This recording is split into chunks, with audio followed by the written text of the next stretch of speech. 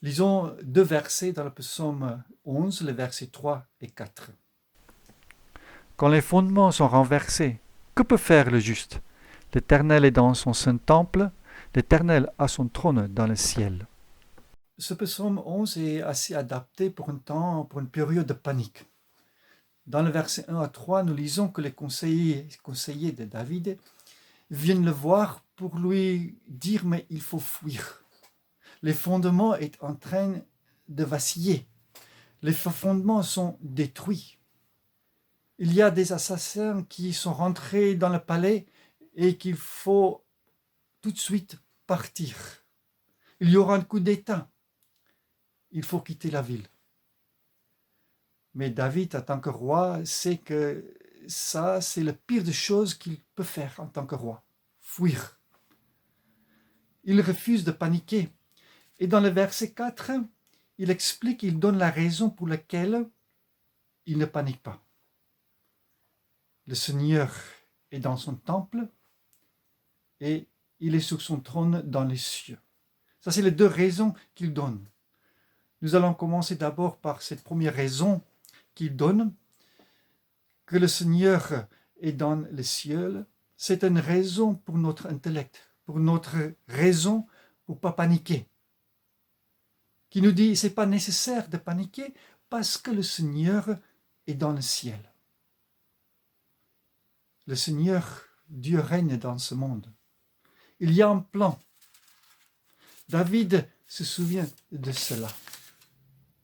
Nous, les hommes modernes, un peu comme un enfant qui est dans une voiture avec son père et c'est son père qui est en train de conduire la voiture. L'enfant a un petit volant de jouet à côté de son père et l'enfant pense que c'est lui qui est en train de conduire la voiture. Mais en fait, c'est son père qui conduit cette voiture. Nous sommes un peu comme ça. Nous pensons que c'est nous qui sommes en contrôle de cette vie. Et donc, quand le monde est hors contrôle, le monde est hors contrôle. Si nous ne pouvons pas contrôler ce qui se passe autour de nous, il y a vraiment un problème. Le monde est hors contrôle. Or, Dieu est en contrôle de ce monde. Il tient toutes choses entre ses mains. C'est lui qui a un plan de tout ce qui se passe dans ce monde. Bien sûr, ça n'est pas très confortable pour nous en tant qu'êtres humains. Ça nous met un peu mal à l'aise. Sauf s'il y a un peu d'humilité de notre part.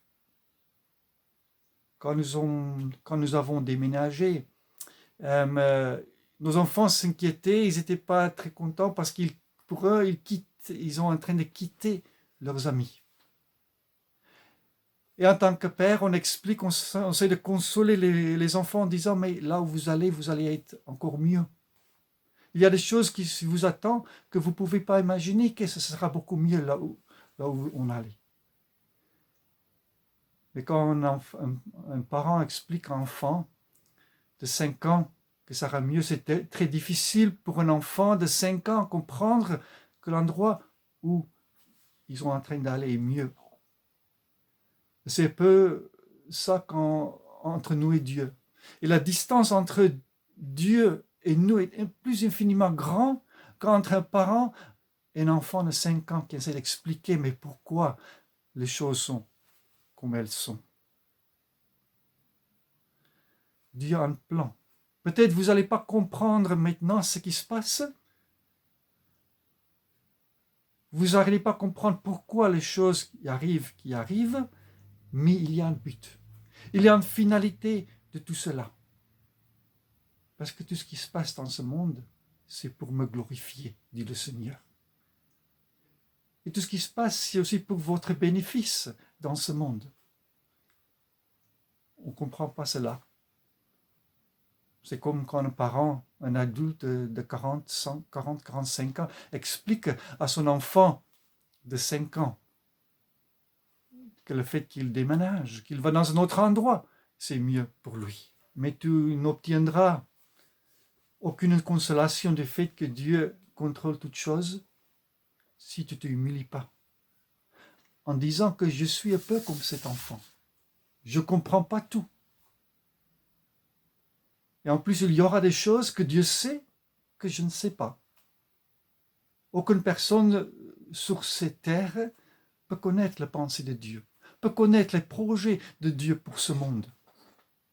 Dieu est infiniment plus grand que nous. Mais ce que Dieu nous demande, c'est un peu d'humilité. L'idée que Dieu est sur son trône, dans le ciel. Et là, quelque chose pour apaiser mon intellect. Mais il y a aussi autre chose dans ce texte pour notre cœur. Le Seigneur est dans son temple, dit le texte. Pour nous, le trône de Dieu peut être infiniment loin, au-delà, là-haut, qu'on ne peut pas le voir. Mais le temple est ici-bas, à côté de nous. C'est dans le temple qu'on peut vivre en communion avec Dieu. À l'époque de David, il y avait aussi un temple. Tu peux aller au temple. Tu peux vivre la communion avec Dieu dans son temple.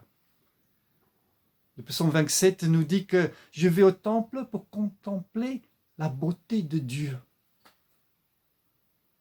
Mais dans l'Ancien Testament, il y avait un petit problème parce que tu n'étais pas vraiment dans la présence de Dieu.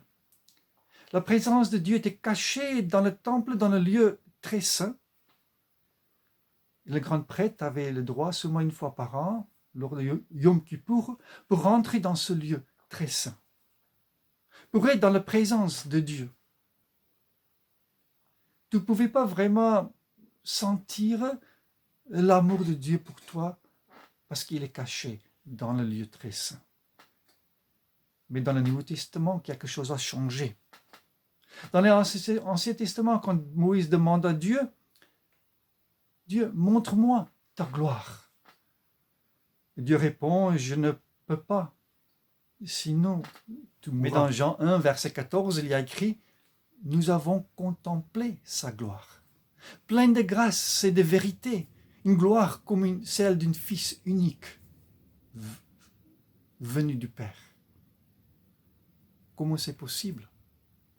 Dans Jean 2, il y a écrit que Jésus a chassé tout le monde du temple.